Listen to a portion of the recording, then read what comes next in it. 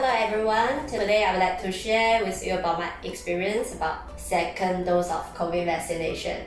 Myself, I do feel the side effect is even worse than the first time.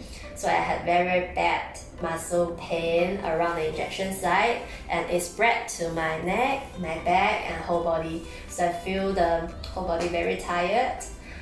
Based on study, actually about 30% of population do experience worse side effects than the first injection, but the other 30% of the population, they may experience less side effects. So they feel the side effects is lesser, they don't feel that uncomfortable as the first time.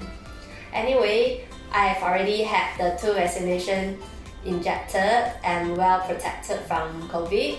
One more tip for you, even you have COVID vaccine injectors, actually we still need to practice safe distancing and wearing masks. Stay safe!